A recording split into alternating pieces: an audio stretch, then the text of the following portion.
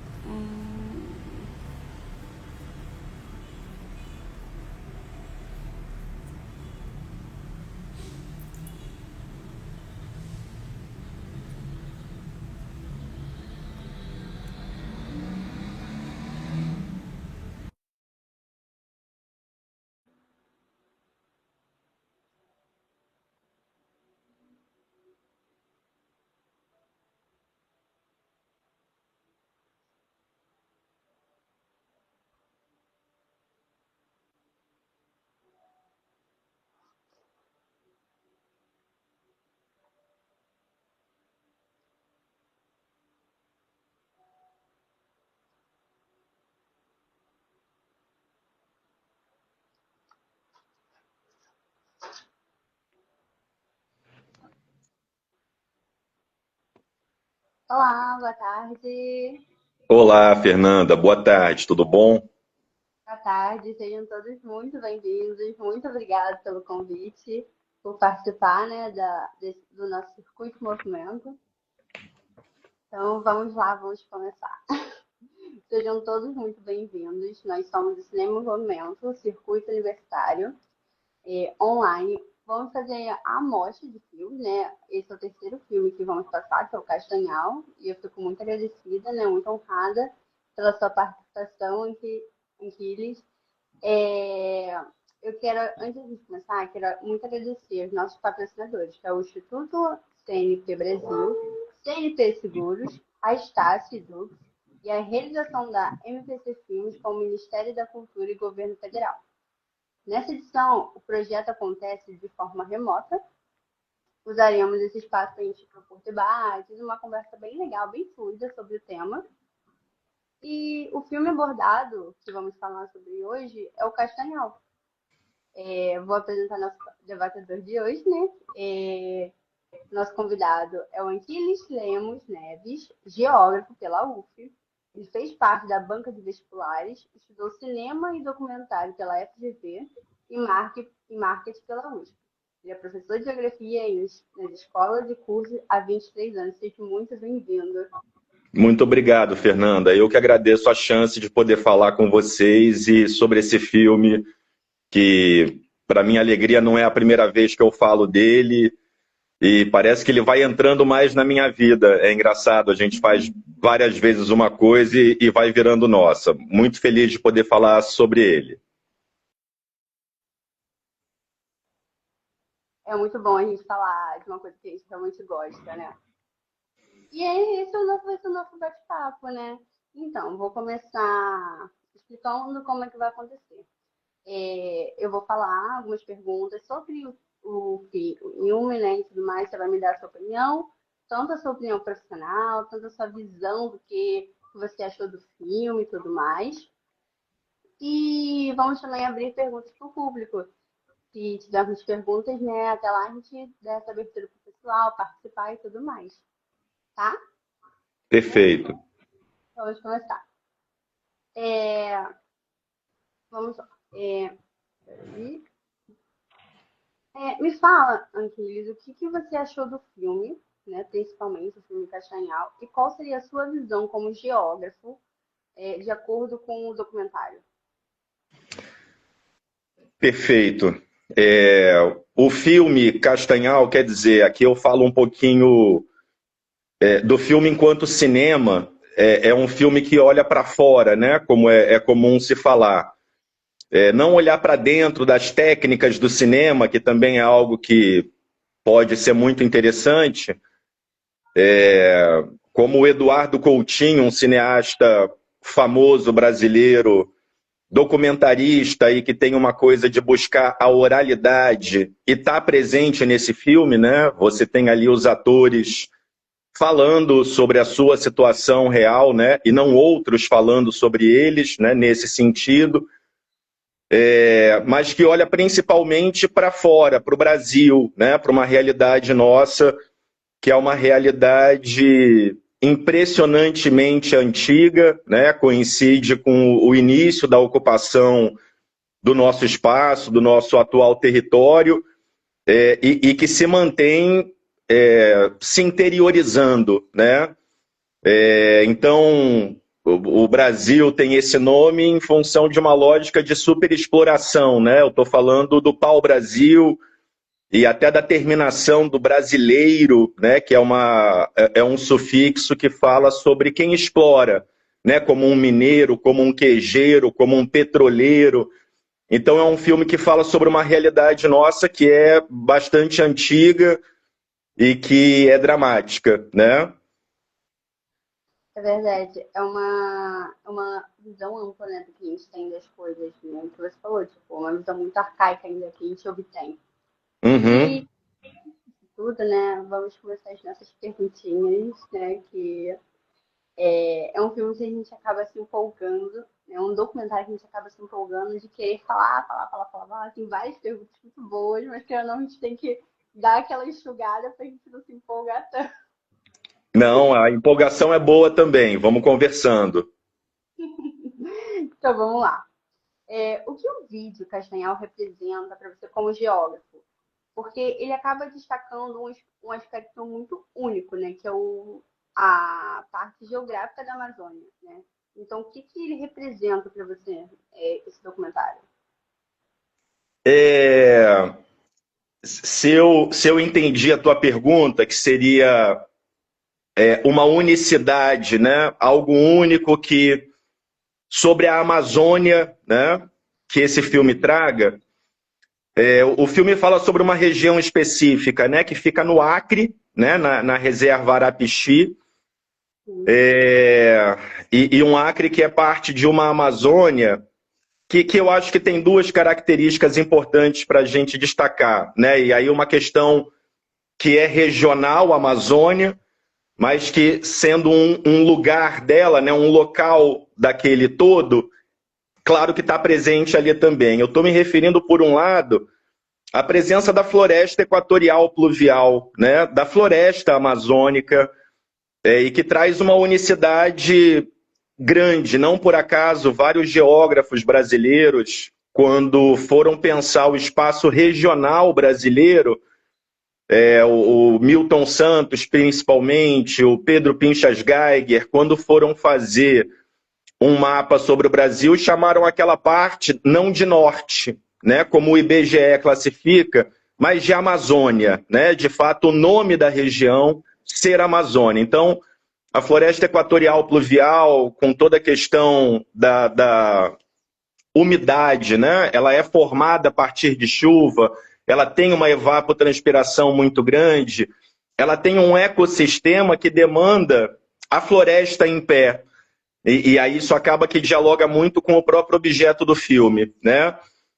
Por outro lado, os povos da floresta, né? Que é um termo que eu acho de grande valia e que já está consagrado nas ciências humanas quando a gente quer tratar daquelas populações que são diferentes das populações do sul ou do sudeste, têm as suas particularidades, e sem dúvida esse filme trata um bocado sobre essas duas dimensões, né, que são globais, perdão, regionais, mas que estão muito presentes naquele local.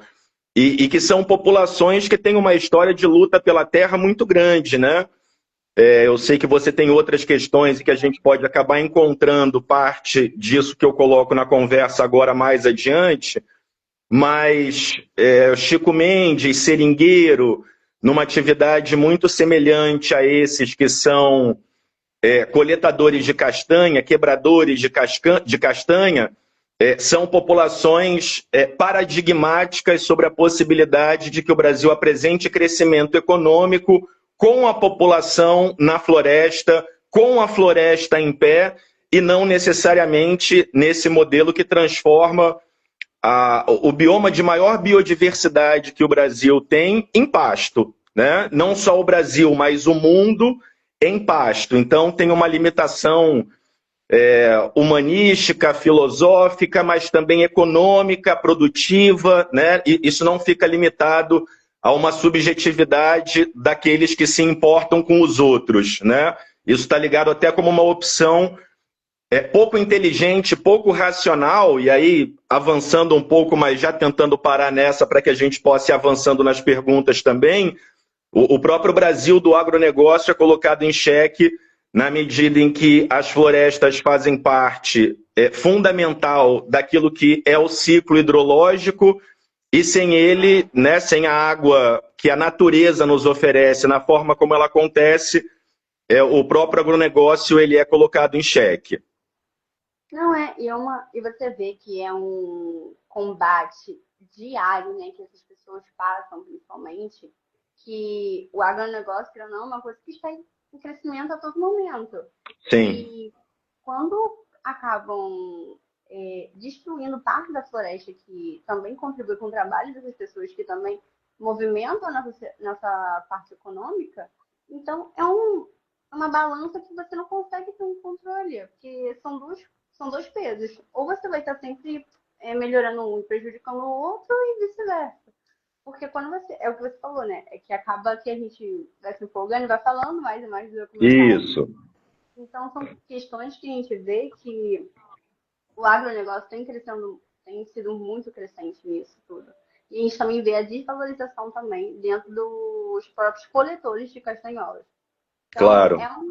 é um embate muito grande que a gente acaba ficando, tipo, é muito difícil a gente dar um cheque, tipo, falar, é isso, ponto, acabou. Acho que não tem como a gente É, finalizar uma coisa. eu sei que agora não era uma pergunta, é só essa empolgação da gente falando sobre uma pergunta, mas para dialogar um pouco contigo nisso, eu acho interessante chamar a atenção de que a gente tem uma proposta de sociedade, eu falo do capitalismo mesmo, que é muito individualista, né? É como se todos nós estivéssemos tentando resolver problemas individuais, inclusive uma narrativa de mercado que nos responsabiliza individualmente caso não consigamos, né? E que leva a uma cobrança muito grande do indivíduo que não passa disso, de um indivíduo. Ele precisa de uma economia, de uma sociedade, de um sistema que funcione.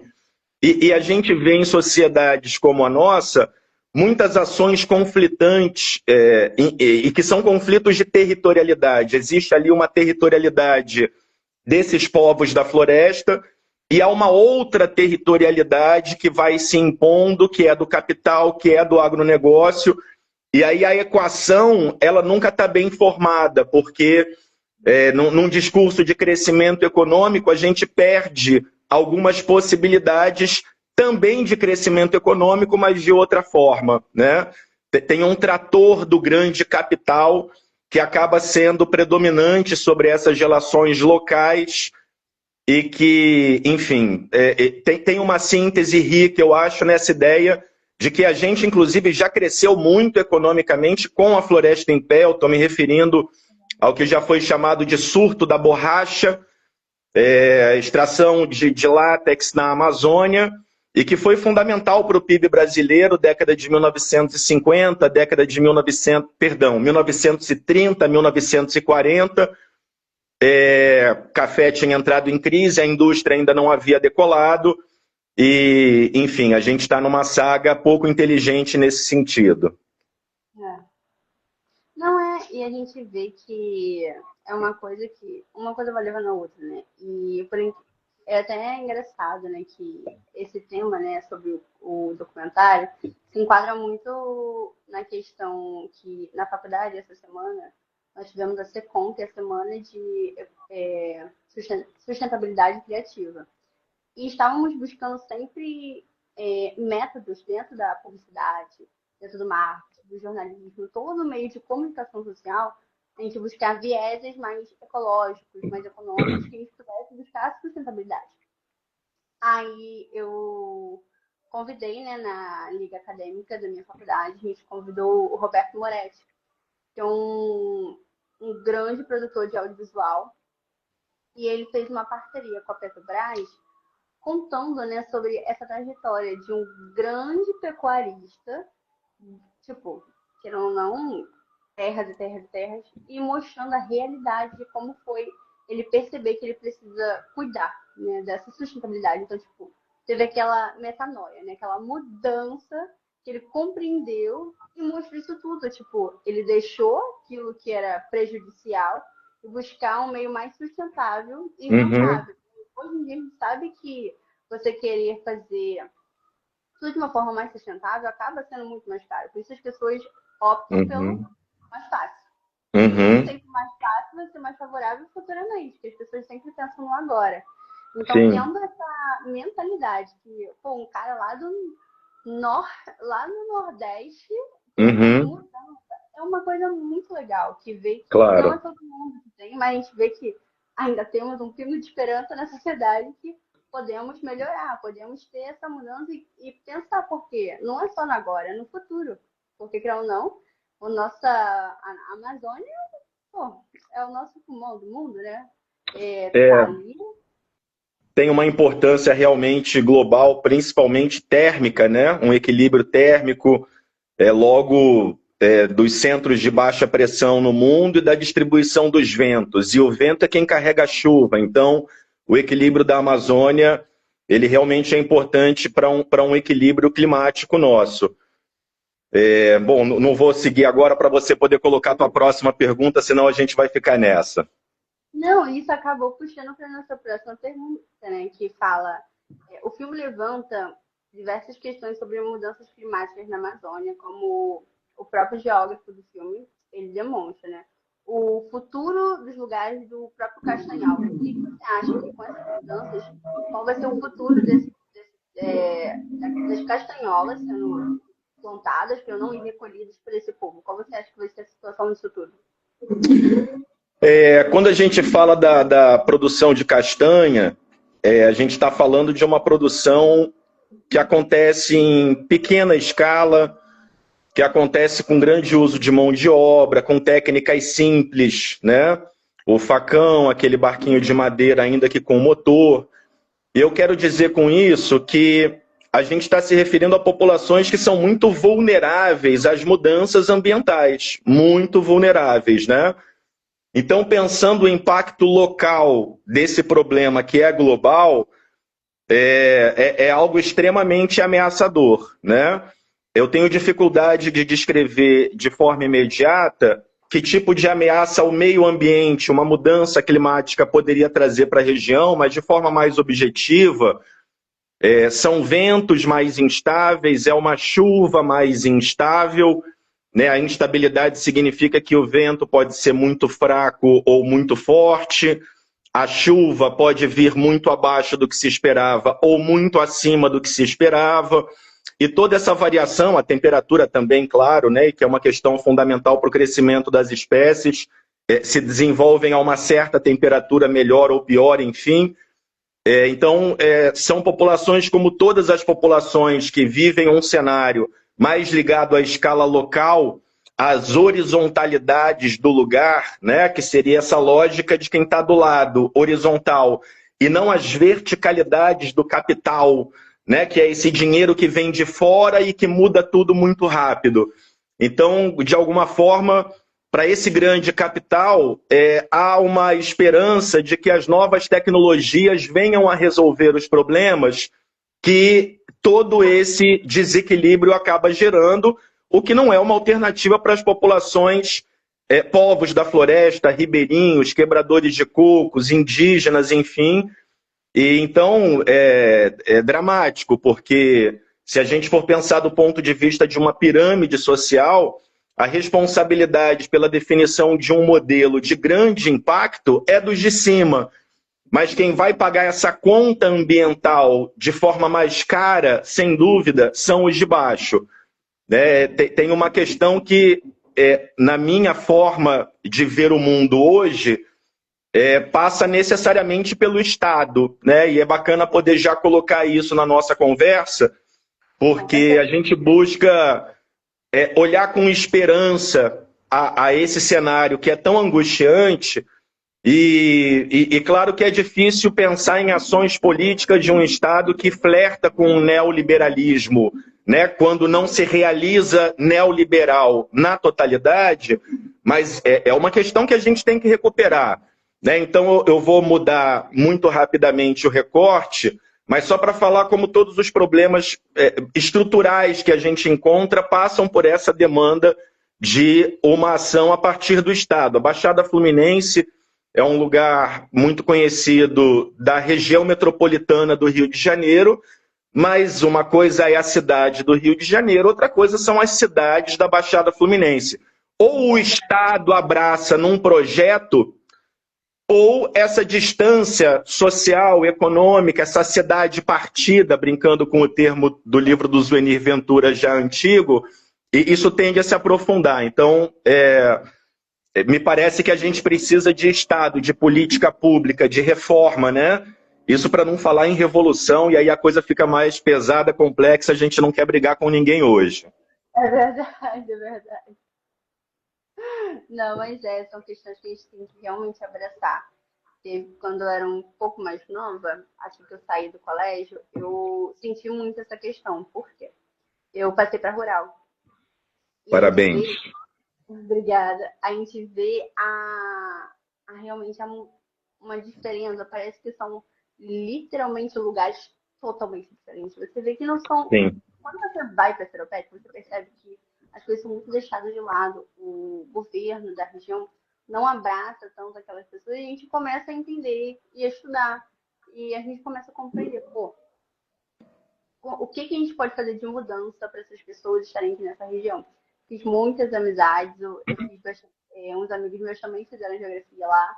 Então, eles estão nessa luta no meio da educação, fazendo projetos sociais. Então, são questões que a gente sempre busca. Não vai ser igualitário, que acho que se chegar a esse nível, a gente está num nível de sabedoria muito grande, mas buscar pelo menos ter o básico de uma decência, né? Eu acho que é o essencial. E o que você falou, é uma constante mudança.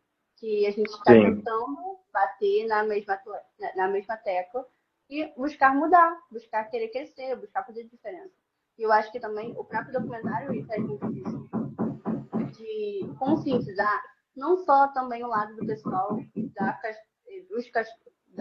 colhe as castanhas, Sim. mas sim também o próprio dono de negócios, o próprio pessoal do agronegócio e a própria reserva que trabalha ali, que é o zoneamento ecológico da região amazônica. Então, são questões que, dentro de um documentário, ele consegue abranger tanta coisa, tem tanto material muito, muito bom para a gente ter essa conscientização das situações que ocorrem, que também situações que acontecem muito, muito graves lá também acontecem também perto da gente. Então, são esses toques que a gente acaba tendo quando a gente vai, sei lá, para uma cidade que é próxima a gente e a gente percebe essas mudanças que o próprio Estado não recorre a gente. Então, eu acho que é mais focar e querer propor essas mudanças. E dentro disso tudo, o filme também levanta essas questões, né? Que com esse crescimento da população, acaba tendo um certo, como eu posso dizer, não diria descontrole, a palavra é certa, mas com esse crescimento das pessoas da região, acaba tendo menos produto para ser colhido e menos pessoas trabalham. Então, com esse crescimento de um lado e redução do outro, acaba tendo uma desigualdade de emprego da região muito grande, porque o que você falou, são pessoas muito humildes que estão ali naquela região, que cresceram ali. E não, é tudo no horizontal, não é no vertical também. Então, acaba sendo muito complicado, né? E o que você acha dessas questões, né? Porque a gente vê que com o crescimento populacional, né, e a urbanização em Castanhal afeta muitos recursos naturais. E o que você acha que o filme sugere sobre essas questões no meio sustentável, de uma forma mais sustentável possível? Tá. Eu acho interessante porque eu não sei se a urbanização a qual você se refere, ela está associada a esse grande capital que está chegando na região e que está expulsando, de alguma forma, um dos trabalhadores, um dos extrativistas, ele chega a falar que eles estão sendo sufocados num canto do Acre, né? do lado está a Bolívia, e que a mensagem que chega para eles é ou sai vivo ou sai morto. Né? A mensagem, ele fala isso, né? Que parece que a mensagem é ou a gente sai vivo ou a gente sai morto. E eu estou colocando isso porque, de fato, a gente está vendo uma ameaça de saída. Mas não porque o modo de vida dessa população tradicional regional esteja obrigando, de alguma forma, né? Muito antes, pelo contrário, é o agronegócio chegando que está gerando essa demanda, que não é de uma urbanização do próprio município, né? Porque essas pessoas não vão encontrar uma área urbanizada daquele município que seja aquilo que o nosso imaginário sobre a cidade, com a fábrica, com o comércio, com os empregos, venha a acolher. Né? Então, tem um processo de saída, né? Uma migração que está sendo imposta para a população local. Muito provavelmente é um cenário de diminuição da densidade demográfica da região, porque esse agronegócio que chega, ele chega mecanizado. Né? Claro que é um processo que começa com o desmatamento, tem o comércio dessa madeira, né? De forma legal ou ilegal, por tendência ilegal. Vai ter alguma utilização em curto prazo das camadas mais férteis do solo, mais superficiais, e em regiões de grande pluviosidade você tende a ter uma camada relativamente fina para fazer esse aproveitamento de nutrientes na superfície, a tal da serrapilheira na Amazônia, mas que muito rapidamente, médio prazo talvez, venha a virar esse agronegócio mecanizado. E se a gente tenta relacionar essa questão do... Volta na tua pergunta só para eu pegar a forma dela. Era urbanização, crescimento demográfico e impacto ambiental? Isso. O impacto... Reformula, por gentileza, só para eu responder de acordo. Com o crescimento populacional e a urbanização em Castanhal, como isso tudo afeta os recursos naturais que são sugeridos no filme sobre sustentabilidade? Perfeito. Não é o crescimento populacional que está afetando o meio ambiente, né?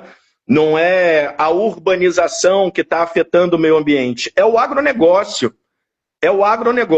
Né?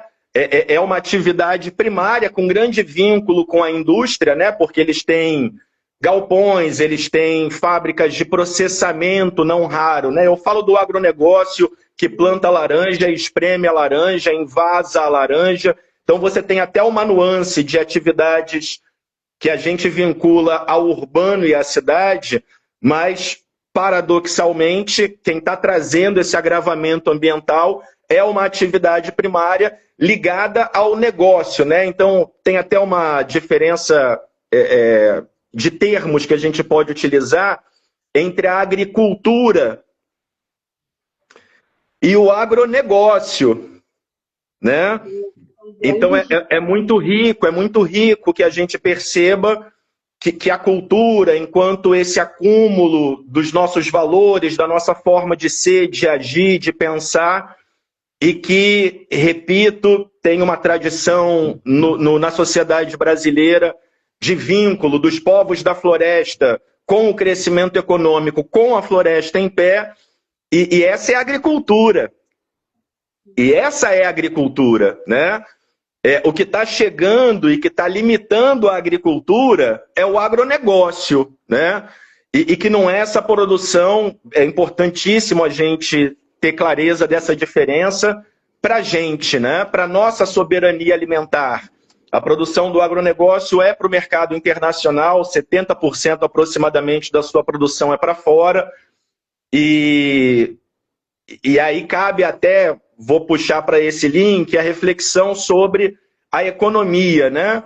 Se a sociedade serve à economia ou a economia serve à sociedade. A gente precisa de uma economia que sirva à sociedade e não que sirva-se da sociedade para alcançar o seu objetivo de lucro. Enfim, só para pontuar essa questão do agronegócio como principal responsável pelo agravamento da questão ambiental local regional.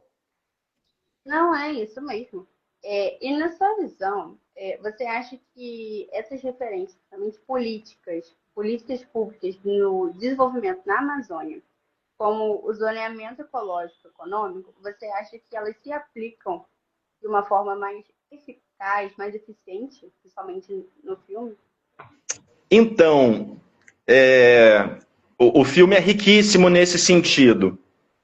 Porque se ele nos mostrasse uma realidade de uma região que não passa por políticas públicas de preservação, de zoneamento, a gente poderia imaginar que falta o zoneamento. A gente poderia imaginar que o que falta é a aplicação dessa política pública. Mas o filme mostra uma reserva extrativista, né? O filme já mostra uma região que está sofrendo aquilo tudo, sendo uma reserva extrativista Arapixi, que são as RESECs, uma política pública brasileira que, tal qual outras políticas ambientais, crescem muito da década de 80 para cá, né? Tem um pouco um recorte da Constituição de 88, tem muito a atuação do MST desde 1984, fiquei na dúvida se 80 ou 84, PT e MST são próximos, 80 ou 84, fiquei na dúvida agora. Mas você tem um acúmulo de políticas públicas que, em teoria, já atendem àquela região e, mesmo assim, o agronegócio se impõe. Em algum momento, um extrativista falava que chega um laranja, na verdade foi até um técnico do INCRA, que também fala no filme, e que descreve essa tríade que eu estou narrando agora. Chega um sujeito que está sendo pago por um terceiro, ele é um laranja que compra a terra com um documento estranho a partir de alguma instituição do governo, um documento aparentemente frio, que vai desmatando, deixa algumas comunidades tradicionais vivendo naquela terra por algum tempo, e passado esse tempo traz o comando de que a terra é privada, de que eles vão precisar sair dali. Então, quando a gente pensa essas políticas de preservação, elas já existem. Aliás, o Brasil ele tem muito esse problema, né? Na teoria, somos muito bons. A nossa Constituição é algo fantástico. A legislação ambiental brasileira é também bastante rica. Claro, ondas enormes de retrocesso. Então a gente tem uma bancada no Congresso que na ideia do boi, bala e Bíblia está lá representado o latifúndio, né? Estou falando desse conservadorismo que a gente tem na política brasileira e que formam lobbies de poder, né? Grupos de interesse da economia atuando sobre a política, e você tem, portanto, um avanço que é difícil para as populações locais conseguirem lidar com ele.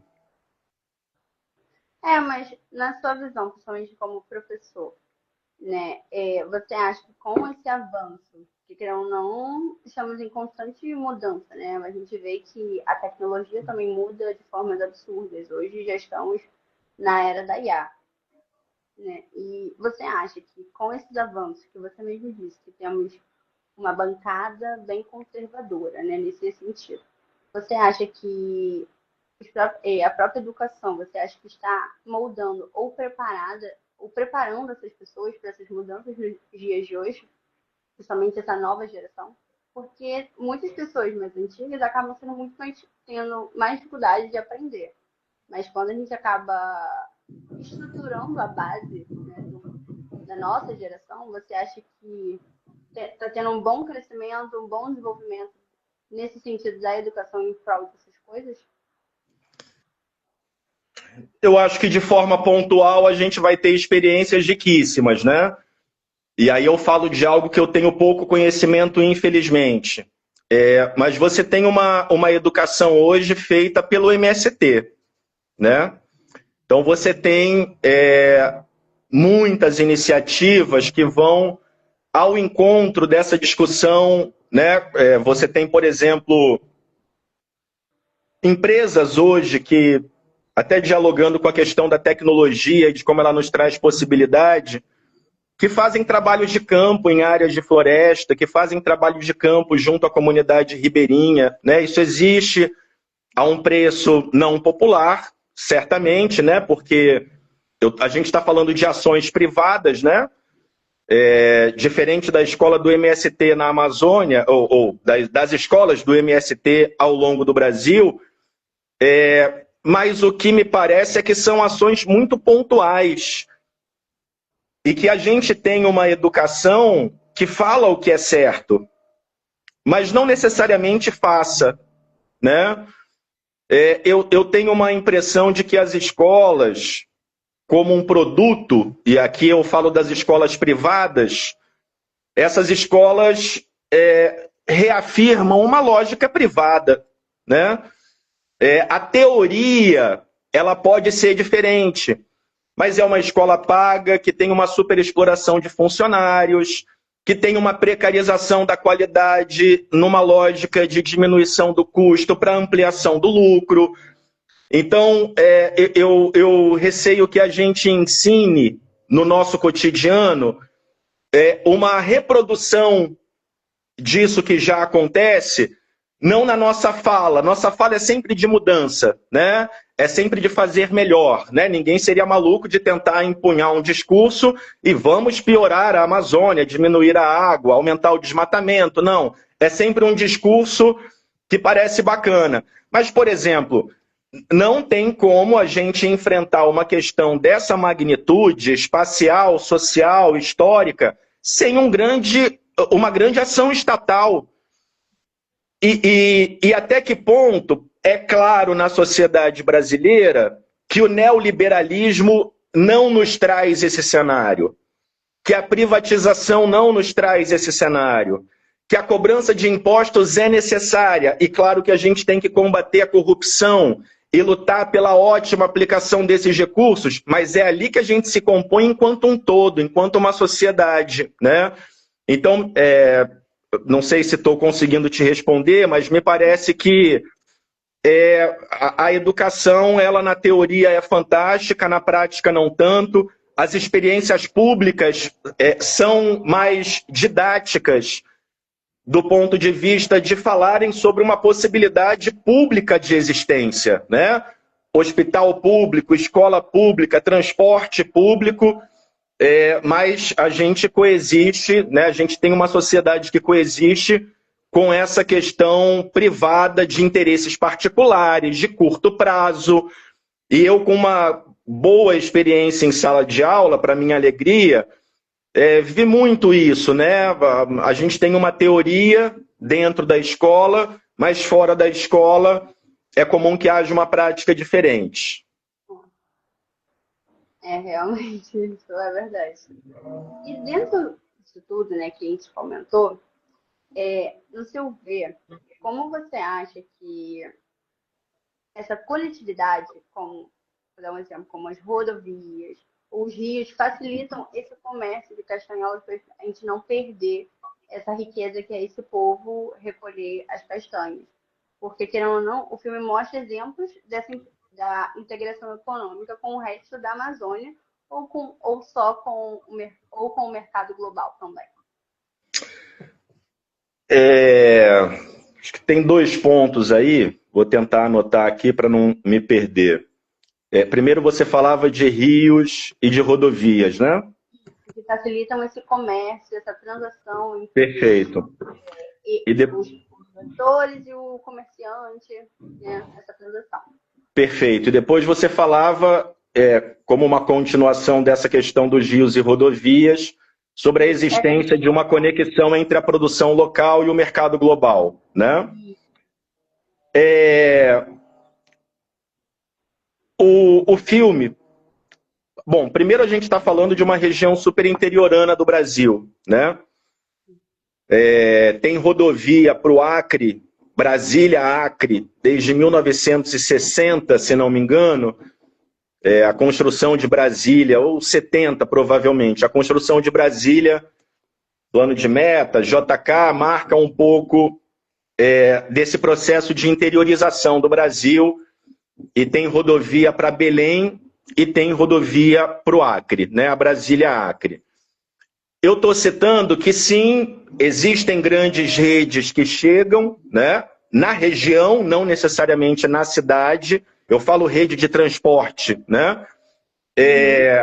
Mas, de forma curiosa, em relação à tua pergunta, foi descrito no filme um processo de mapeamento sobre o avanço desse agronegócio, já identificando novos caminhos, né? Então, caminhos que não existiam dentro da floresta, não existiam, e que estão servindo a esse agronegócio, né? Na forma como ele vai chegando nessa parte que é do arco do desmatamento e que é inicial no processo de ocupação agrícola geral de uma região, né?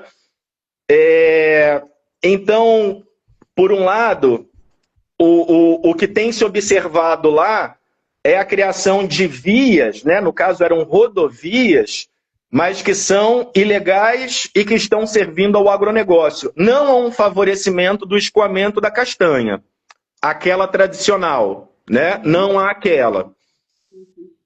Por outro lado, então, enfim, a princípio, se a gente pensasse, será que uma política pública de maior integração daquela parte do território, às cidades mais desenvolvidas, até o litoral, permitiria a continuidade do modo de vida camponês no campo? Não seria, me parece, porque quem está chegando nessa rodovia, inclusive fazendo para chegar, é o tal do agronegócio. Por outro lado, o filme relata um daqueles compradores, eram 2 compradores no filme, né? Que tinham um depósito. Um falava até da forma difícil de vida dos extrativistas. Um falava sobre o saco de 85 a 90 quilos, né? E que eles tinham que pegar um longo período. E um outro que amenizava os problemas e não estava com muita dor na consciência, não, e é isso aí, né? Ele chega a falar que... aquele ali é o ponto... Isso, pra gente dar aquele risinho de nervoso no filme, né? Ó o bonito, ó o bonito. Porque ele fala que... Não, porque tem muita gente que fala que os pobres sofrem, mas eu não acho isso, não. Eu não acho isso, não. Ele simplifica assim... Eu estou falando um pouquinho deles porque são figuras interessantes que aparecem no filme. Mas aquele que é... marcantes, né, não, porque a gente vê que é uma coisa que não é só lá que acontece. Acontece em qualquer lugar. Que Isso. amenizam entre muitas aspas. Tipo, ai, passa. Não é com ele, não é com ele. Eu não estou sentindo nada. Fome, eu não estou com fome. Então não tem fome. Né? Eu não estou com fome, não tem fome. E aí... aquele que parecia um pouco mais consciente das dores dos trabalhadores do campo, ele fala que eles ficam 1 a 2 horas subindo e caminhando em planície com os 85 a 90 quilos de castanha nas costas, que são 2 a 3 horas pegando o rio para fazer aquele transporte. E aí é incrível, né, a conexão dessas redes de exploração locais com as redes globais de reprodução do capital, né? Porque aquela castanha, inclusive o mais malvadinho, o menos consciente dos compradores, ele fala assim, não, porque tem que pagar o preço que dá. Eles têm que aceitar. Né? Porque tem que ser um preço que fique bom para os dois, não é só bom para ele para vender, tem que ser bom para eu poder vender, porque senão a gente não consegue vender nada e aí vai ferrar para todo mundo.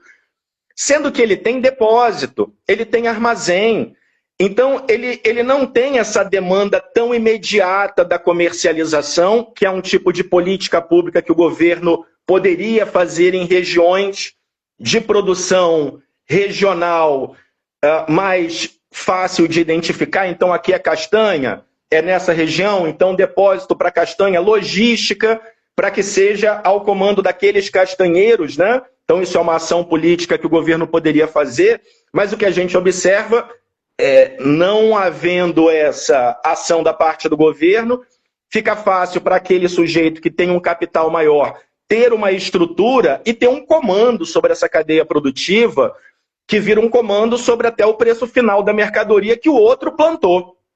Né? Ele decide o preço que ele vai pagar, sendo que é ele que está comprando. Né?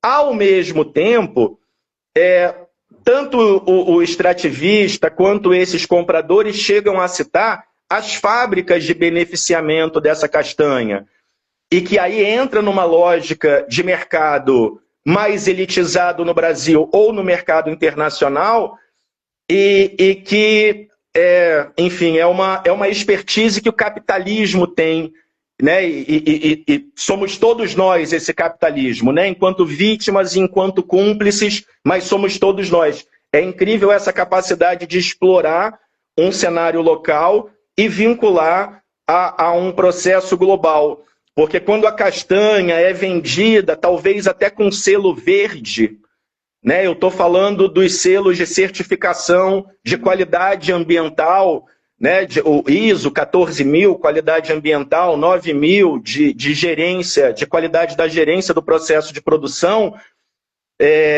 E como pode? Né? Que qualidade ambiental? Que qualidade no processo de produção? Né? Enfim, me parece que esses rios e rodovias estão servindo menos à população local, mais ao agronegócio. Me parece que tem uma conexão muito grande desse local com aquele global, e é até mais uma limitação para essa mudança. Né? Há interesses de fora de que aquilo se mantenha. Né? Há interesses de fora de que aquilo se mantenha. E com essa desvalorização, né, desse trabalho, né, porque eles recebem muito pouco para a quantidade do que eles trabalham, né, pelas horas que eles trabalham, porque não é só adultos que trabalham. Quando eu comecei a ver o filme e tudo mais, e eu fiquei bem chocada, né, aquilo me impactou, porque você vê crianças trabalhando. A partir de 6 anos, mais ou menos, já começa 6 anos carregando aquele peso. Você vê, e às vezes, quando eles estão entregando aqueles produtos, o retorno que eles recebem financeiro é muito pequeno para suprir a família que eles têm, a família toda. Então você vê que também não é um trabalho valorizado, e como você falou, esse grande empresário que ameniza, né, toda a situação, fala, o que tem que ser bom para você, tem que ser bom para mim. No caso, é totalmente bom só para mim, o empresário, do que para você, porque eu estou cagando pro que você está falando para mim.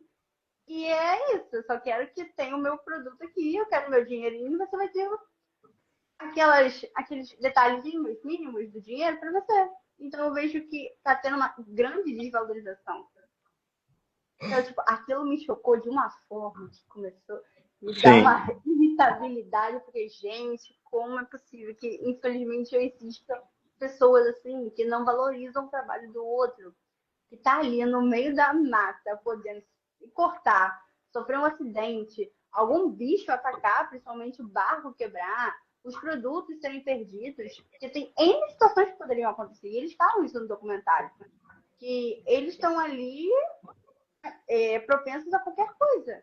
Sim. Eles estão sempre tá ali em busca, pô, eu tenho que levar isso, eu tenho que levar um alimento para minha família, temos que nos sustentar, eu tenho que cuidar da minha casa. Então, tipo, são questões que eu fico batendo, tipo, meu Deus. Sim. São realidades que as pessoas não conseguem nem imaginar que existem, porque não são tão vistas hoje em dia. A gente vê aqui nas grandes redes, né, e tudo mais, de novela, filmes e tudo mais, não exploram esses meios de ensinar e educar, porque a gente não tem essa conscientização. Agro é tech, agro é pop, agro é tudo, né? Exato. a gente não olha o outro lado da moeda. Então são umas questões que eu fico. Quando você falou do arco de desmatamento, nossa, aquilo ali, eu só lembrei da minha professora, a minha professora Júlia, do vestibular, nossa, um grande carinho que eu tenho por ela. A gente conversava direto sobre essas questões, né, do arco do desmatamento. Então são coisas tão marcantes que a gente fica, gente, a gente não Sim, sabe o pouco que acontece nessas situações. sim, E isso tudo acaba também nos levando, porque querendo ou não, uma pergunta vai contribuindo com a outra, levando essa questão sobre a localização das castanholas, está bem no arco do desmatamento, querendo ou não.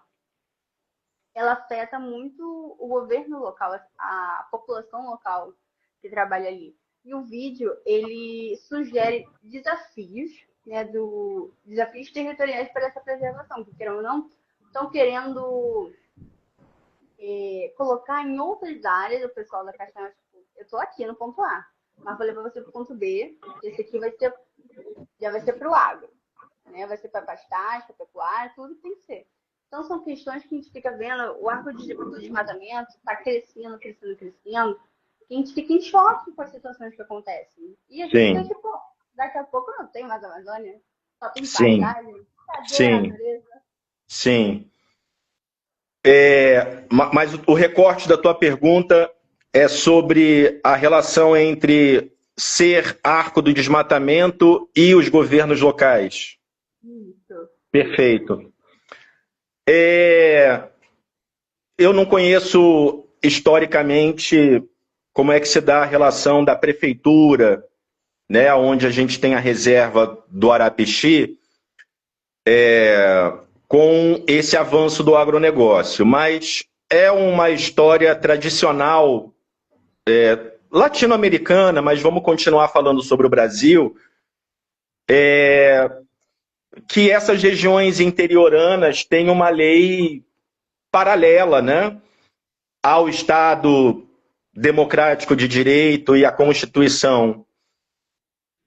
Porque o prefeito representa os interesses do município, os técnicos do IBAMA, talvez até forças militares podem estar atuando, como acontece em zona de fronteira no Brasil, e a gente está bem perto da fronteira com a Bolívia, mas são atores que, depois que saem das suas missões ao longo do dia, num prédio, numa questão administrativa ou numa fazenda, para fazer algum tipo de autuação, digamos, vão voltar para sua casa lá mesmo, né? Então, o Chico Mendes, liderança seringueira, foi assassinado em casa, né? Se não me engano, Dorothy Stang, missionária, que também foi muito vinculada à defesa de questões amazônicas, de povos da floresta, também foi, se não me engano, assassinada em casa. Tem no Rio de Janeiro uma coisa curiosa, aqui uma piada à parte, que é a coisa dos bicheiros, né? Eles são mortos em academias, né? É numa academia da Barra da Tijuca que um bicheiro vai ser morto.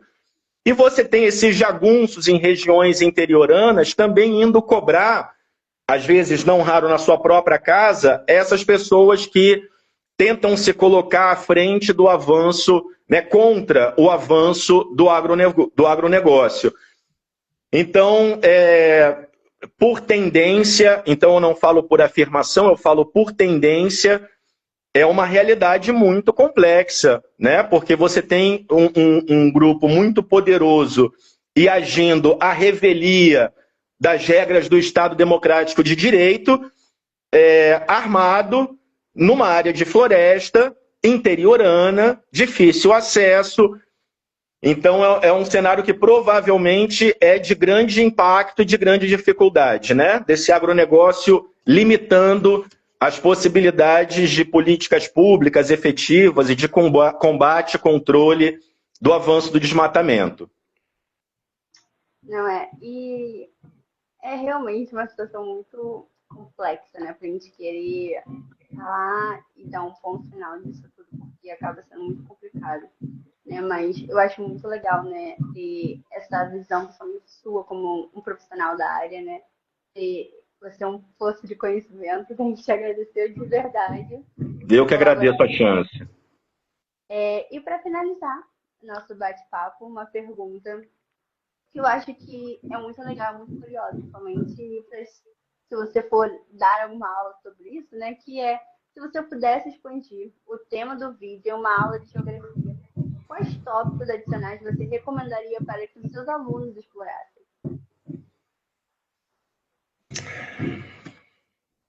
Eu acho que uma coisa rica é.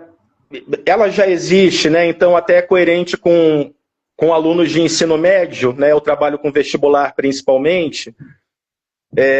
Não pedir para que eles façam um levantamento, porque pode faltar técnica, mas saber consultar levantamentos já feitos. E aí eu falo sobre os trabalhos que destacam em números o quanto é possível crescimento econômico com a floresta em pé, né? Então, esse é o grande paradigma que a gente tem hoje em relação à Amazônia, porque é difícil imaginar alguma solução que não vai ser total nunca, né? Mas que nos avance próximo desse ideal. Deixa eu voltar um pouquinho. Tá, para os alunos. Em que a gente tenha os números da floresta em pé com o crescimento econômico. Castanhas, óleos, a questão do ciclo hidrológico, fazer a equação do crescimento econômico com a floresta em pé para que a gente consiga apresentar um outro caminho que dialogue com as demandas de entrada de dólar. Aqui a gente está falando de outra camada de problema, que é o colonialismo, o imperialismo e como a nossa economia é vinculada com o mercado internacional e sai soja, entra dólar. Então é importante para o equilíbrio da balança de pagamentos, enfim. Então, seria esse o ponto, né? A gente buscar as experiências, os estudos que tragam possibilidades de crescimento econômico com a floresta em pé contra o avanço do agronegócio. E antes de terminar, o Brasil conseguiu muita coisa interessante.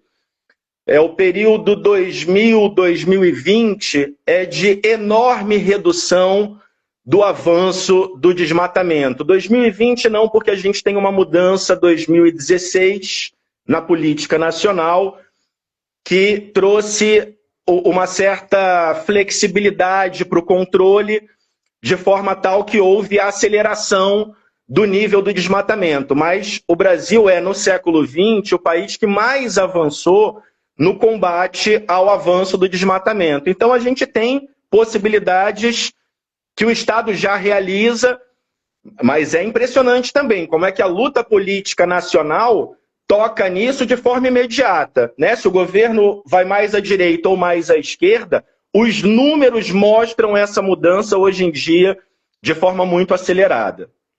Sim, é verdade. Não, mas é muito legal. Eu adoraria, se fosse sua aluna, estaria muito animada para pesquisar mais. Querida, muito obrigado. É muito gostoso falar sobre o assunto, né? E eu gosto. Gosto muito de geografia. Gostamos. É o que nós somos, né? É uma conversa sobre o que nós somos, né? Enfim, é algo que muita gente gosta. Mas eu quero muito te agradecer, Anquiles, pela sua participação. Sou muito grata pelo seu debate, seu poço de enriquecimento de conhecimento. Quero agradecer Obrigado, querida. a todos que participaram, que gostaram. Também quero agradecer aos nossos patrocinadores, tá? E todos que nos assistiram. Um beijo, muito obrigada. Obrigada, Anquiles. Tchau, tchau. Beijão. Obrigado.